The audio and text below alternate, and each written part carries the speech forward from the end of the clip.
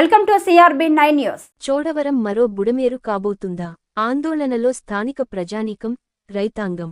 అనకాపల్లి జిల్లా చోడవరం నియోజకవర్గ కేంద్రంలో పాత చెరువు మరో బుడమేరు కానుందంటూ స్థానిక రైతాంగం ఆవేదన వ్యక్తం చేస్తున్నారు.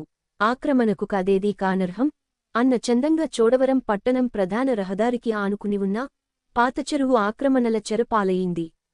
రాత్రికి రాత్రే పక్కా నిర్మాణాలు చేపడుతూనా పరిరక్షించాల్సిన ఇరిగేషన్ శాఖ అధికారులు నిద్ర మత్తులో కనీసం కన్నెత్తి కూడా చూడటం లేదని రైతులు ఆరోపిస్తున్నారు. సుమారు 30 ఎకరాల పాత చెరువు 10 ఎకరాలు ఆక్రమణకు గురయిందనంటే పరిస్థితి అర్థం చేసుకోవచ్చని, బానయ్య కోనేరు చెరువు అని చెప్పడానికి కూడా అవకాశం లేకుండా పక్కా ఇళ్లతో నిండిపోయిందని. చోడవరం నియోజకవర్గ పరిధిలో దాదాపు అన్ని చెరువుల పరిస్థితి కూడా ఇదే విధంగా ఉందని స్థానిక ప్రజానీకం వాపోతున్నారు.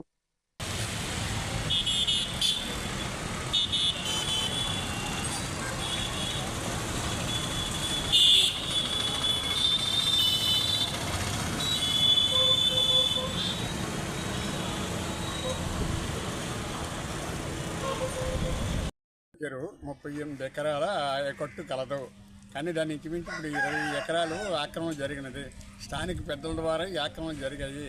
ఈవేళ చెరువు అదే తుఫాను వల్ల చెరువు వాటర్ ఎక్కువైపోయి బండ కూడా దెబ్బతిని పొజిషన్లో ఉంది.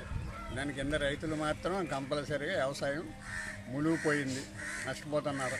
అంచేత ప్రభుత్వం వారి దయగలిచి జాగ్రత్తగా ఈ రైతుల్ని ఆయకట్టుదారులు కాపాడవలసి బాధ్యత ఉన్నది. గట్టు రేట్ చేసేసి వాటర్ ఫ్లో అయినట్టు చూడమని ప్రభుత్వం వాళ్ళు కోరుకుంటున్నాం. కాదు, అసలు ఇంత ఆక్రమణలు జరుగుతున్నా మీరంతా ఏం చేస్తున్నారు? స్థానిక ప్రధానికం ఏం చేస్తున్నారు? మీరు ఎవరికైనా అధికారులకు కానీ ఏమన్నా ఫిర్యాదు చేయలేదా? అధికారులకు ఫిర్యాదు చేసామండి.